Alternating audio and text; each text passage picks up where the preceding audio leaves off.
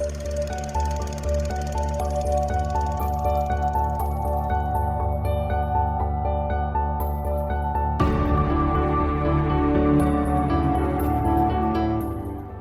I'm Sophie, and I haven't seen a lot of films. Hi, I'm Paul, and I'm here to help with that. And we are SP, Film Viewers.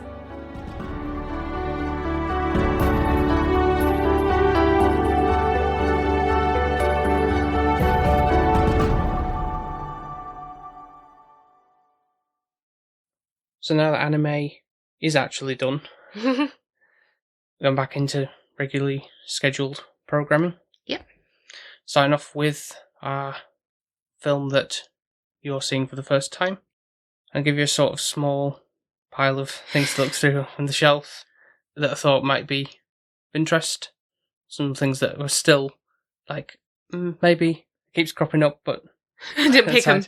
But I think depending on your mood, I guess. My mood really does impact what we watch, I think, sometimes, Yeah. or what I would pick. Yeah. But this one jumped out at you for some reason. Yeah, I think it's the cover of it and the coupling and just the facial expressions, and I feel like there's a bit of humour already on the cover that made me chuckle. British humour. Yeah. Yeah. And it's called Sightseers. It's like a black comedy, so if you think of some like Shaun of the Dead or Hot Fuzz or that kind of other ones that we've kind of covered in the past. Which I didn't appreciate when I was younger, but I think I will do now. A lot more than I used to anyways. No, I think you'll get some enjoyment out of this. This guy's got a Brummie accent as well, so you get more. I'll learn what a Brummie accent is. Properly sounds like. Even though Paul is technically from there, he's born there. I don't. But I moved, I would say, pretty much Yorkshire, aren't I? More or less. Yeah, because you're only like 3 or so, weren't you, when you moved up? Yeah. So on your passport, your birth home is Birmingham. Yeah, no, but you can be born somewhere, but it's where you grow up that makes you really more so. True. He's not going to be talking really slow. Sorry to any Birmingham people out there. I think there's just the sort of droll that they have. That's fine, as long as it's quick enough. Because like sometimes it's like annoys me when the wording doesn't come out of people's mouths. Because I'm quite, and I know that's hypocritical because I'm a really fast talker. Yeah. Yeah, that's how my brain's working. Like, no wonder I get exhausted.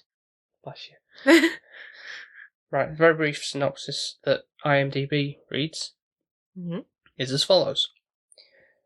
Chris wants to show his new girlfriend, Tina, his world, but events soon conspire against the couple and their dream caravan holiday takes a very wrong turn. Oh no. We've never been on a caravan holiday. Been when I've been little, separate. But I mean, together, me and you have been in a caravan.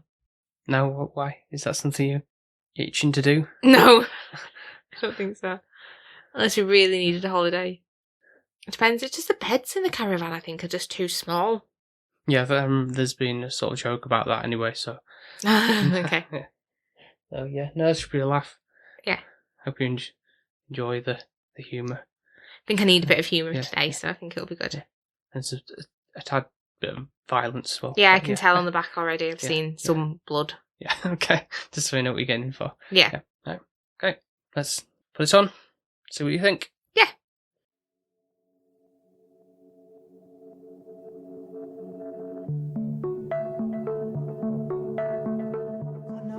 Look, I'm sorry, but if you don't pick up this excrement immediately, then I'm going to have to inform the National Trust. Actually, do you know what? I don't think you are sorry, mate. I don't think you're sorry either. Did he touch you? What?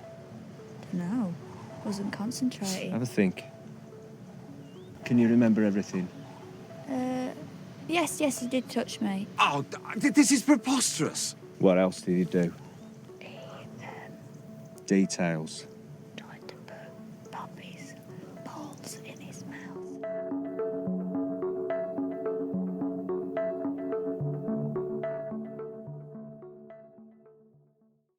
Mint me. You heard me. Mint me. So yeah, we're back after watching Sightseers. And was it a sight worth seeing? Gosh, you're with the puns today, aren't you? Did you actually, think these through? Yeah, did you? Oh, Paul! Yeah, I know I haven't done the quote, like a little quote from the film for a while. You know, no, I thought you were just on the spur moment. I was applauding you, but... No, it was actually quite funny, and I think this is my kind of sense of humour. Quite dry, quite... Yeah, do you think that's kind of developed? Because like you said before, you wouldn't touch this with a barge pole like a few years ago. Yeah, maybe. Yeah. Maybe I've grown a bit. But also I think the gore of it as well, probably, like with the killings and such, I wouldn't have appreciated this a couple of years ago. Like, if you go back to Voices. Yeah.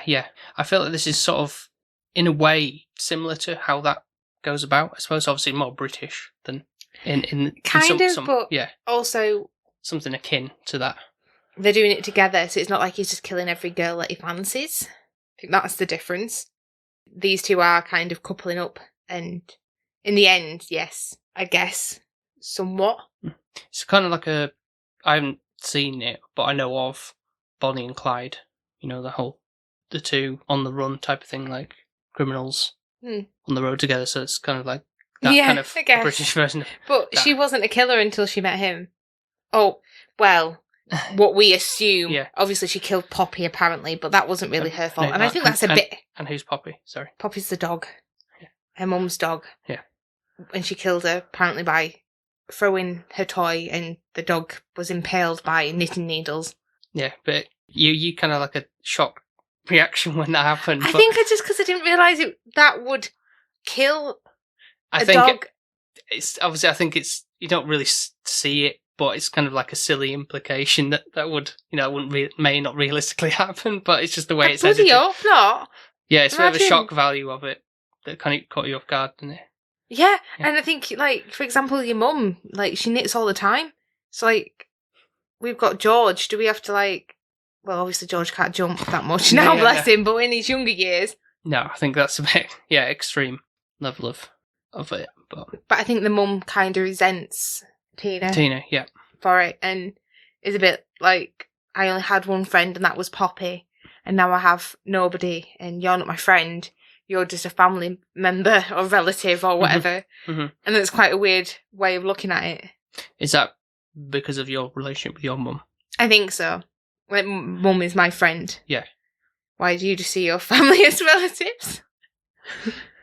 Well, I guess we've already had this discussion before, like how with how, like, say if you're divorced and you sort of have more of a closer attachment to the mother or the father, depending on who you're with, really, because it's, I don't know, you're not fighting for attention with them both or something, I don't know, as opposed to... I think you get more one-on-one time with one of them to decipher. And yeah. I think they then kind of, their barriers of parents come down a little bit. Mm-hmm. But it seems like for Tina, it's like, oh yes, I finally met somebody, and sort of like this guy's taking an interest. I think she should taking her away from me. Yeah, I don't want to be horrible, but Tina reminds me of you a little bit when you were younger. Anything that would give you attention, you were like kind of fancied. And I think that's what Sarah used to be like, and I think she's a bit like this, like, ooh, this boy likes me. This is new. I'm gonna go for this because, I suppose. And I think it's like sheer desperation on Tina's part. She's 34 years old. She's still living with her mum. She's got her own bedroom that she goes into that she hates. Her mum really dumbs her down and makes her like feel like she's worthless. Yeah. And this guy has still got an interest in her. And I think that for Tina is just like, right, run with it while I can. Exactly. But they seem to be on obviously the same wavelengths as she says, in terms of obviously initially when it's like all the sort of interests and stuff, they kind of seem like they've got... They're quite youthful for their age. They're quite immature, I'd say. So I feel like...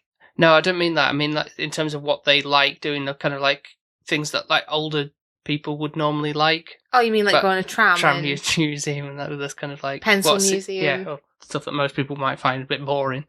I don't know if that was just making Britain or British people seem boring. Like, oh, our tourist attractions, there's not much there. I'm sure you have stuff like that in the States, but yeah, they just seem, to us, it's like, oh God, well, that seems like a lot of fun when it really isn't, but... But maybe it's more like a cheap and cheerful one. Like, I can't imagine they can afford a lot. No, I guess not. But we got this caravan, as I say, that's the cross-country, essentially, just going all over the place in Yorkshire. And good old Yorkshire. Speaking of which, you saw... Yeah, this time around, I'd freeze-framed, I'd rewind it back on the what I saw on the screen, thinking, I think I know that place. Because it's not far from where my mum and dad live. There's a wool shop that my mum goes to for her knitting supplies. It's called Spring Mill, and it's in Cullingworth. Yeah, I've been. Yeah. So it's Many times with your mum. I think more often than you have. Yeah, I've been now and again, but it's not really. Other than if, like, say, driving her to pick some supplies up or whatever. But or helping us with the wedding flowers and such. But I think also there is a section which is put on the film where you can actually buy walking gear, footwear. Never really kind of gone into that bit, to be honest, as much as the wool bit. No, I think you'll know, Seth, that blue fleecy jacket thing. That's where I got that from. Oh, did you? Yeah, from that shop, in fact. So. It's got like the weird fish stuff. No, I'm not really into that kind of stuff. Your folks are, aren't they? They're obsessed, I feel. Yeah. So I think that's also kind of funny after when he was saying about, I'll pick something out as long as it's under like £10 or something. Especially the area as well of it. And the kind of walking equipment and walking gear is not cheap. Ends up buying like a shitty pair of leggings. I don't think they were that bad. They kind of like that bluey grey marbled effect type of thing, but I think they kind of suit for like walking leggings. Do you think? Yeah. Yeah, but that was like the only thing he was going to be able to afford, bless him. Yeah. So I think that kind of makes sense when you're thinking about the activities that they're doing. Yeah. Probably they're free. Sorry? The activities. Oh, right, that they were doing probably were free. Some of them, yeah. Obviously walking is, free. Yeah, it's good exercise. But one aspect, obviously, I thought about while this as well, because obviously I know that place in particular. Obviously for location shooting, that doesn't necessarily mean they were in Cullingworth. It's probably just when they've been looking around in the Yorkshire area and thinking, this will probably be a good picturesque place to use just for that one shot, because obviously they don't really mention that they're anywhere or anything like that. So it's quite interesting to think on that. Sometimes kind of forget, like sometimes it's not always they say where they are, and it might not actually be that exactly. You mean like Hagrid's hut? Yeah. Here's where Hagrid's hut is, and it's a field. Just imagine it. Yeah. That kind of stuff. Yeah. Yeah, or in Skyfall, the James Bond film, where there's the car drives down the road to get to their old Bond house. There's no house. Yeah. It's just a road. Yeah, again, superimposed. Yeah. Yeah, after imposed. But yeah, so they go, as I like, they're going to these caravan sites, is where they're going, that's their holiday. They're lugging it all around everywhere. And I feel like that sounds somewhat pleasant. I don't like the idea of a static caravan where you've got a campsite and right. I like the idea of kind of more like a camper van or something like that. You're travelling around and you can stop wherever and you've got the option, whereas if you're spending a week at the same place and the same base, I think that could get a bit mundane. Yeah, other than it's a bit like going to like a log cabin place or whatever, where you drive there and that's your base camp. I feel like that's nicer though, because you got more room obviously than your camper. But obviously they've still got the car to go around to that space camp, and aside you can drive out to museums or wherever to go and explore. So we kind of get his first encounter when they're going on the tram, with where the kind of tone of the film is going. Yeah, with Chris, he seems to have a disdain for people which I don't blame him for, like people littering, but not to. Don't think they're worth dying because killing, of litter. Killing, yeah. I feel like it's sort of like a satirical way of like exaggerating like what we're thinking when we're like, wish that person wouldn't do that. I want to hit them or do harm to them to get a point across, but this like takes it to the extreme. Or like how, like for example, we had an encounter when we went on a walk the other day, and they were like, you shouldn't be walking this way. And there were snobby golfers, and it's like, sod off. Am I doing any harm? What is the issue? I wasn't in your way. I didn't cause a problem. Wasn't like walking in the middle of the field. It was looking on the edges, on the outskirts. You were just being a pretentious little twat. And basically, I could see knocking him over with a caravan quite easily. Buggy or a golf, taking the golf clubs and whacking him over the head. And in your head, you're thinking, you're a right twat. But in the end, you kind of just go, yeah, thank you for letting me know, no problem. And you smile and then you think, more under your breath, yeah. And I think this is the kind of equivalent of taking up a notch with, Yeah, but actually, I forgot what his name is. Chris. He's the one saying pick up your litter, so he's being the actual twat in this one. I know it's annoying, but at the same time, he's like, well, why should you tell me what to do? In that first instance, yeah. Yeah. and obviously flips him off and puts a finger up, which then I think just aggravates Chris. I think he is a serial killer. He's got issues, but he feels like he's doing the world good by what he's like doing. Yeah. Because it says that later on when she's jumping around again, but Chris just gets upset with Tina's like chaotic approach. He even says it's like, this is chaos to murder, and it's like if he feels like he's kind of justified in his choice of killing, basically, and that he's like, oh, I kind of like pick and choose, and I'm doing what's right to the people who deserve to die, kind of thing. Like I think he's got a bit of a complex, maybe. Goes more on her heart. But she thinks almost like to please him. It's like, oh, did I do good? Yeah. And also I think like anything that makes her jealous or envious. Like that bride. Yeah, and like his friend. Yeah. Like anything that kind of gets taking him away from her, she is kind of, and I think that's what's upsetting him, because it's not actually justified of a, oh, well, they've done X, Y, and Z. It's just bitterness on her part, which is not great. I don't even know why she's killing everybody just to get close to him. It's like, he's a murderer. Why haven't you run away already? Like, the first one, he makes it out to be an accident. Yeah, like, you got to see that sort of smirk on his like he knows what he's doing. He knew he'd done it on purpose, but he played it off like I'm so sorry, I didn't mean to, I didn't see him, and all of that. It's quite interesting, like how quickly it's kind of like, oh, you go to the police station and they come out, and then that's, oopsies, moving on. And run somebody over. Go back on holiday and everything's all, okay now. Even though when we're clearing it up and she's like, is this going to ruin the holiday now?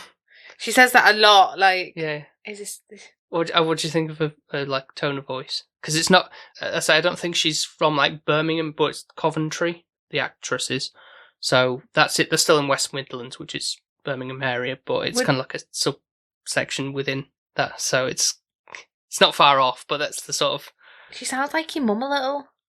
Really? I don't know if that were insulting or not. Or... Well, she didn't really sound like that much now, though. No, but it's the erms. Maybe. And the slow talking. But I think because your mum's got a bit of a Yorkshire twang now, I think that's what it sounds a little bit like. Yeah, once mum goes back to Birmingham, she kind of slips back into that. So like how Sarah comes back here. From Liverpool, comes Yorkshire for a bit, and then when she goes back, she'll be Scouse. Yeah. But I think your mum, I don't know, I do think your mum and dad talk very slowly in comparison to like, me, I'm like, I don't know if that's a Yorkshire thing or if that's just the way I've been raised. You're a little bit faster paced, but I think that you've had to adapt to keep up with me. Well, it's because I say I've been born here most part of my life, so yeah. Yeah, but I think you were slower talking beforehand. I think you've had to get a bit quicker. It's not a race with how fast can you get your words out, but no, it's not. But I think it's helps with your attention span. Right. The more engaging you are and the more you... And I think that's the only issue with a Brummie accent. So slow. And they like, drag it on. And you're like, finish your sentence. So do you find that with this then? That it was could have sped up, or is it just... She wasn't too bad, actually. I think because she was quite comical. But she did sound thick. I won't say she didn't. And now that's insulting your mum by saying your mum. But I'm meaning more the accent, not actually. Yeah, I know what you mean. Not saying your mum sounds thick. Jesus. For the carrots, yeah. Yeah. It's alright, won't take offence. But a Brummie accent isn't the greatest, but I still like it because it's British. I think I've got a soft touch for that, and the humour of a British. Like, if this was done in an American way, I would absolutely hate it. All right, with you mean like certain accents, or just how they would over-exaggerating killing? I could imagine in it. Like like a bit like, well, you say that, but like thinking of The Heat or something like that, where they're just like, well, why'd you do that kind of thing? That would see that's what I mean. I don't like that sort of like overreacting to humour thing where they're just lingering on that, trying to make it funny. Whereas this, it's, I mean, obviously it's brutal in parts, but. I mean, it's not like, oh, that's so hilarious, but with this, but it's kind of just, there's just a way about it's different, isn't it? It's kind of not making it like, pointing it out like, oh, this is wrong, but they kind of just glance over it. It's just like, oh, well, okay, yeah, that happened. Let's move on. But I think that's what makes it funny, because they're not overreacting to it. Yeah. And you're like, what the hell? Why are you not? Yeah. Like, he's just killed somebody and you're still going on holiday with him. Mm-hmm. And then he kills another person and it's like, initially she thinks obviously he's cheated on her, or, you know, like, she has So obviously, just a bit of background for everybody. They bump into this, like, oh, I'm an amazing couple. We've got this nice caravan and everything, yeah. And, oh, he's written 3 books, and we've got a dog, and, oh, don't feed him crisps to the dog, and really pretentious, kind of up your own arse kind of people. And, yeah, you do. You think, well, how have they got everything that I have, and all of that. And obviously, Chris is wanting to write a book as well. Yeah. And he's like, you straight away know he's going to axe them off because he's jealous. Technically, he is. Mm-hmm. So he's a bit hypocritical with this one, I think. Even though they are pretentious twats, he's still hypocritical with why he axes them off. Mm-hmm. And he takes his camera, he takes his dog, and Tina's looking through the pictures going, oh, look at these. And obviously, some nice pictures and some not so nice pictures. And it comes to, like, somebody else's lady garden. Yeah. And she's like, this is not mine. And then she's like, oh, you've been on holiday with whoever. Ian and, I forget her name now, the other woman. Yeah. Yeah. The other couple. Yeah. And she's flicking through and then she's like, are you cheating on me? And that's like, didn't you know he died? Like, there's a man, like went on a walk and died. And she's not, like, registering. Until she sees the picture of him with the angle that he's at, from above type of thing. But I don't know why she wouldn't suspect, like, initially from that, though. Where did you get this camera from? You didn't have this nice camera before. Yeah, exactly. Yeah. And the dog, you know, I know she thinks, oh, we'll steal it. Yeah, that was... But at the same time, she's like, well, why is it off the lead? Why was it on its own? You know, because really it didn't initially come with him. I think it kind of they just stumbled across it because it already ran off ahead of him as he was trying to catch it. And he had blood on him as well. Yeah. And... Oh, yeah, because they mentioned about this shaman's thing at this campsite. Now, I noticed more this time around as well. I've seen a lot of in past year or so with delving into, like, folk horror. Mm. I feel like there's definitely that sort of tone, the, like, folk horror vibes that I kind of get now, especially with some of the cinematography as well. Obviously, like, when it's nighttime, they're doing, like, almost like this sacrificial ritual stuff with, like, cut chicken's head off and that kind of stuff in this. And, like, I'd kind of forgotten that was part of this as well, but he has done a film before that was kind of sort of, again, like, class as folk horror as well, and then he's done a couple other ones after the fact as well. So I think this is sort of like a venture into his sort of, like, going in that way in terms of his work. So that's Ben Wheatley, that is, who's the director of this. So he was like, I had to just add that on. Yeah. That's interesting, that is. But, I mean, I do enjoy his filmography, what I've seen. There's not really anything that's been really rubbish or anything like that, but I thought it was just kind of interesting on my point of noticing that this time around with this film. And, I mean, obviously the cinematography in this, like, some of the landscapes and stuff, not just in, like, a horrific sense or still like a eerie vibe or anything, but, like, just, like, you know, there's, like, the mist in the early morning over the mountains, things like that. We went to the Lake District, didn't they, as well, and it shows how beautiful England can be. Yeah. What surroundings we have, Makes you really appreciate just the country and what it has to offer sometimes. And as I say, like, you can go on walks and you can appreciate the beauty just for free, essentially, other than having to drive out there, but, you know. Yeah, true. Yeah. With her stealing the dog, I did write a line down saying, don't care about being fair, we care to be happy. So we just care to be happy, basically, instead of doing the right thing. And I think that's kind of coincide with the deaths. Well, because I think she's kind of, there's a coping mechanism for her, because obviously she feels guilty for loss of, for her dog, Poppy. Obviously this dog, Banjo, looks kind of similar to... There's an issue here, and I know you said our Poppy could have been a Popeye, and that's our cat, but cats are very harder to tell if it's got a dingaling compared to a dog. Yeah. A dog has clearly got something or it hasn't. Yeah. And he clearly has his dingaling. So, can't really call it a Poppy. So I know it's a coping mechanism, and I think she thinks, oh, if I get home, I can bring Poppy home to my mum, and she's going to be so happy. Because she's like, Poppy, are you in there? And I think she's a little bit simple, bless her. But in the most kind of way that you quite like her because of it. She's quite childlike.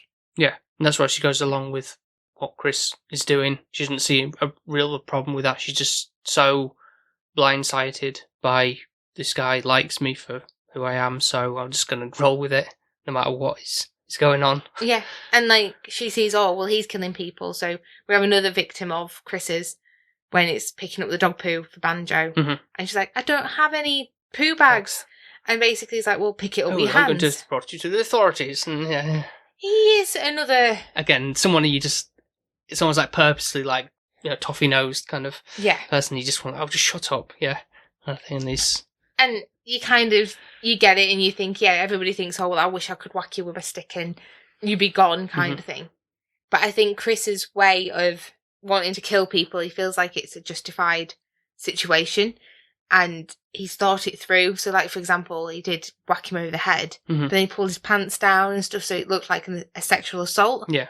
And there was never anything kind of, with the killings that he did, anything leading back to them. So if you were to do fingerprints, because he wasn't like wearing gloves or anything. No. That's the only thing, but... But how, first what glance, evidence... Yeah, it's kind of, right, just try that and move on. Yeah. Yeah. Whereas with hers, there were lots more witnesses could be around, especially the first one. Yeah. And kind of more repercussions because there was a group of people that were with her and now she's gone missing. So that's going to be more likely investigated of where did she go and how did she fall and all of that. Yeah. So I don't think Tina thinks it through. I think she goes very much about her emotions. That's why I say, like, she's more chaotic in how she does. I think every woman's more chaotic than a man. Yeah, it probably wasn't the smartest idea, but I guess that's kind of part of the story where it's like, okay, this isn't, like Chris says, this isn't working out. That she just goes, oh, okay, I'll just pull over while he's asleep in the caravan. She's driving, and so I'll just swerve and hit this jogger, which is an open road, which at any point a car could easily have, no matter what point in the morning, it could have easily driven past and gone, oh my god, what happened here, type of thing in that, because obviously he's trying to, like, oh sweet, clean up the edge of the road with the... But he did that in front of everybody. And oh, yeah, I know, but that made it more like an accident with the running bit, reversing backwards. But technically he did it in, so he's hypocritical with everything he says if you actually look at it.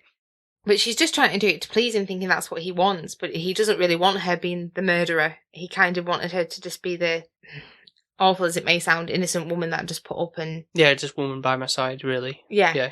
Didn't want her kind of... Getting her hands dirty, I suppose, or just being there just to support him, like a little cheerleader or something. Yeah. But the other guy that kind of like comes between them is Martin, who's got this carapod, I think. I don't know what it is. The little thing, which is kind of a novel idea, but obviously it's only really suited for one person traveller attached to the bike and just like sleep in it. But I don't know, I feel like at the same time it would be a bit of like restricted and trapped, wouldn't you? Because you're like a little cocoon laying down, exposed. It reminds to me of those ones, like them pod things you can hire or buy out in Japan, where you can sleep in like capsule hotel. Yeah, yeah, that's what it reminds me of. And I'm like, no, at least you wouldn't be moving though, would you? Yeah. True, but you won't be moving either because you need to be somebody on the cycle. So unless you take it in turns, your bike's not going to be moving, is it? No, but say gust of wind strong enough to roll you down the hill if you haven't got the... Yeah, that's what I'm talking about. That's maybe what he thought was happening when, Tina decided to axe him off. Yeah. Because it's a bit like, almost like something out of Peep Show in a way, like we're going to go into business or something, like, it's like, this is all going to be great. International sales of this, working in plastics to put the prototype for this pods thing together and make a business out of it. And then Tina pushes him off the cliff face kind of into the rocks, and it's like, well, that's sorted. And he's Chris like, oh no.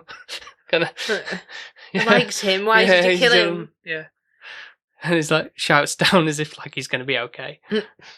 I know it sounds daft, like we had 6 murders in this, but it is quite comical with the way it's done and really light-hearted at the same time. Enjoyable, which sounds really cynical. I say, like, it's produced by Edgar Wright, who did like Shaun of the Dead and Hot Fuzz, so there's his sort of backing on it really to get that sort of tone, I guess, that's kind of the balance between it. So it kind of gets to a point where I said to you, didn't I, on this as well, like, oh, what's going to happen with them? Are they going to end it all, or is one going to have to axe the other one off because this is not working anymore, clearly? And I felt like Tina was going to come out the strongest from this because she's just so emotional about it all. Yeah. I think she was going to come out top, really, and she does. So the blow up the caravan because they're like, oh, we don't need it anymore. Have one last kind of romance, and then they're like, oh, let's die together, basically. Like a suicide pact type of thing. It's just one person didn't. jump off. It's a clever way because maybe she didn't want to be with him anymore, but she didn't know how to tell him that because like, oh, well, he's going to kill me. I know too, and if I want to split with him harmoniously, I know too much, so he's going to dob me into the police or vice versa. That this was never going to kind of end happily. Yeah, of course, because you know, there's criminals that end up doing that way, don't they? So you can't run forever, especially as the caravans are gone. So it does make you wonder though. Do you think she'll carry on killing, or do you think she'll? Well, interestingly enough, there is. I feel like it's an unofficial sequel. The same actress, Alice Lowe, and it's called Prevenge.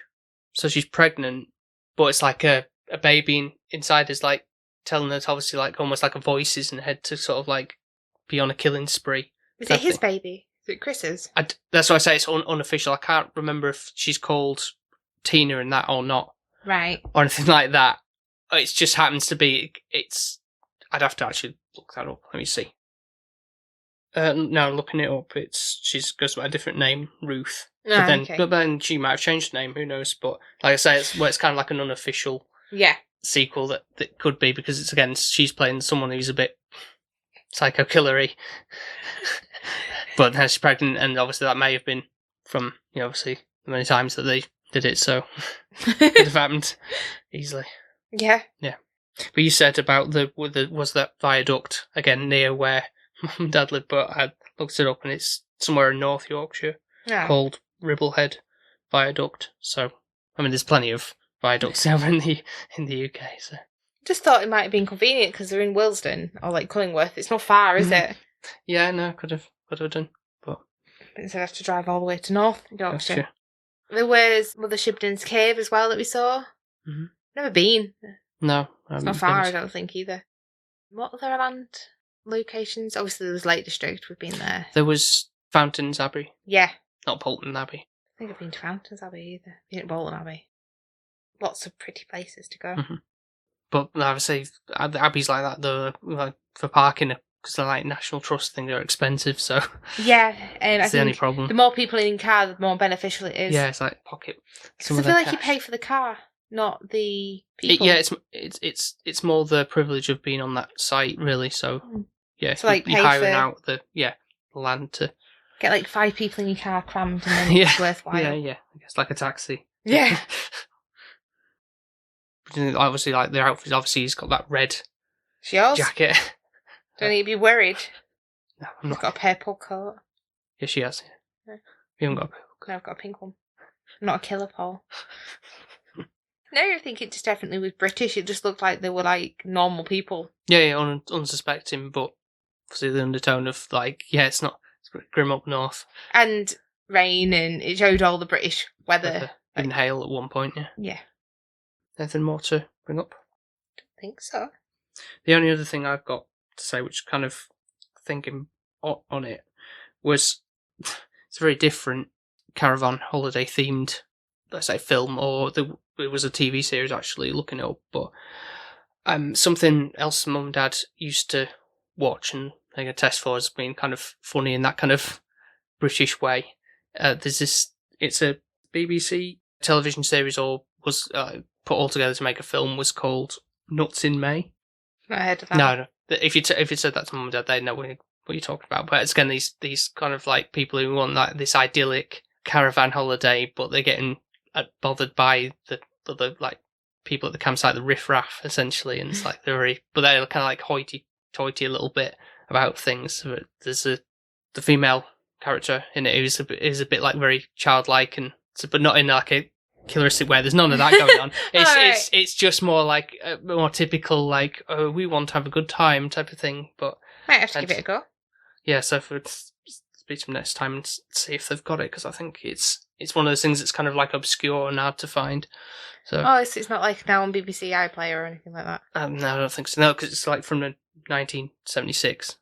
Gosh, that's awful. Yeah. So, but I know you might get some appreciation from it in the terms of like how the kind of dry humour in a different scope of things, obviously for the 70s, but it's kind of amusing in its own way. But you might also think it's a bit dated in some aspects, but there might be some value in that. Right. So we're going to scoring now, and it's your turn to go first. I saw what your score was on your little notepad. You were so organised because Arthur didn't let you. No, he little scamp. He had to sit on me lap and block for half the film, so I had to kind of sort of memorise bits in my head. Like, I can't disturb him. He's so cute. I know he So- was really cute. I just wish you'd sit on my Laid lap. out, sprawled out with his paws. It's still favoritism. It's untrue. I don't know why. It's just a line, bit of paper in a book. Mine's on my lap and he don't come near me. I think you've got Maybe a bigger it's- lap. Maybe it's you've got the The ridges. rigid binder bits in the middle. Mine's just like an actual book. Well, you bought me this one, so it's your fault. I bought you that one. It's better, clearly. Quality-wise. You're running low, actually. You might need a new book. Yeah. Definitely Right. idea right there. Yep, so on to your score anyway. Have to nose in at mine. Does it reflect it or? Yeah, actually, and that's where I was gonna okay.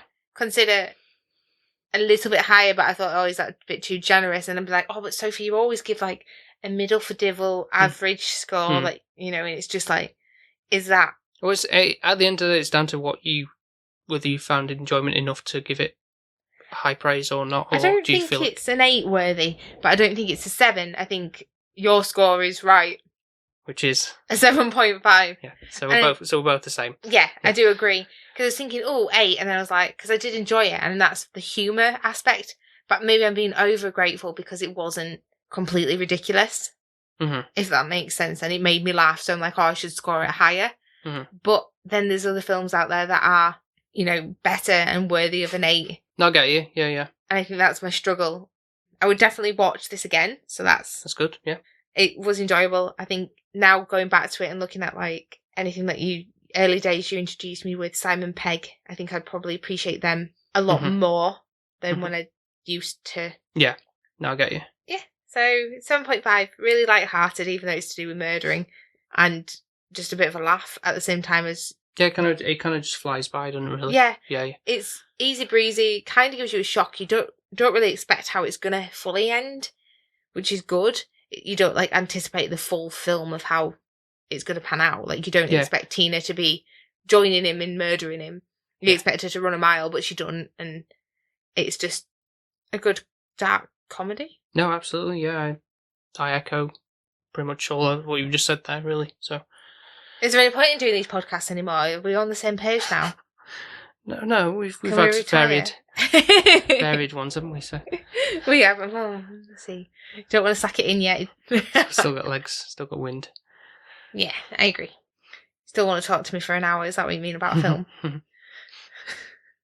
So thank you very much for listening to this episode. And if you want to check out some of our other episodes, you can do so over on Apple Podcasts, Spotify, Podbean, and wherever else you get your podcasts from. And if you aren't a Patreon already, why not? Do it. It's only £1 or $1.50 a month. A month. Like, if you work that out, that's 25p a week. If I've done my maths right. Yeah. Or 20, depending on how many weeks are in a month. Yeah. Anyway, it's very cheap. Anyway, Cheap as chips. Cheap as chips. Yeah. So we British say. So if you do want to, obviously, give us some love, support, and get the Patreon perks, you simply head over to patreon.com/SP Film Viewers, and you get to, as I say, get your name shout out like we'll do in a minute, and you get to vote on a film we watch once a month. So, Patreon-wise, we have my mum. Like, that's the easiest one. So let's right. Get out of the way. One and done. Yeah. Okay. We have Jonesy, our friend, who's on Instagram at weightlossjonesy, and he's just amazing. So just follow him and give him all your love and support. If you like Warhammer. Glad you said that. Then little painted figures. Very appreciate that. I think it'll make him laugh. Yeah. And the smell of hot glue guns, even though you can't smell it on Instagram. Then head over to his page, have a look at what he's doing, and all that good stuff. We have got Ben from Film Vloggers. I feel like I still don't know if they're out and about or what they're doing. I think they're still high, yeah. I don't really. I'd miss my bed by now, but still amazing work that they are doing while they're out there and keeping the podcast alive. I don't know if I could manage all of that and do a podcast, so credit to them. As I say, it's not like doing it all the time, it's kind of just now and again. Still, just the to be fact honest, that... But still, they're taking all the equipment to do it. Like, I couldn't... Yeah, if it was a shot like we did in Edinburgh, then yeah, on his fine. honeymoon, But he still made us record. Can I point that out? On our honeymoon. Dedication to the craft. Is that what it is? So, they have, by the way, just film vloggers, obviously, unless you haven't heard, they are a podcast that you should go and listen to. They talk about films. They have Ben and Fiona, so they're a couple, and Fiona brings a lot of insight. She does her research, unlike me. Unlike me, sometimes. And she brings a lot of facts to it. Yeah. And it's like Fiona's facts. Yeah, well, she says it, I can't say that. She says it wrong. I am IDBD or something. Yeah. Oh, bless her. Yeah. Anyway. Yeah. We then have Mark from 100 Things We Learnt from Film. Yep. And they give you, if you didn't know, they're a podcast too, and they give you 100, maybe more, if you're lucky, facts about film. And lastly, but not least, we have Nico from the Good, the Bad and the Weird podcast. So obviously relating to voices within this. I don't know if they've seen this film. I feel like they would appreciate it. Yeah, I think they would, yeah. In their own way, and see more of what our British life is like. And what murderer this one would be related to. Yeah, perhaps. But no, I do implore people to go and check it out if they haven't already. I know I've obviously gone to some spoilers, but still enjoyable. Even knowing that, really, I think there's certain things just to pick up on, really. And especially, like, say, you appreciate the cinematography in some aspects as well. And how beautiful Britain is. Mm-hmm. Yeah, absolutely. So thank you very much once again for listening, and we will speak to you next time. Speak to you next time. Bye. Bye. Bye. Bye. Bye.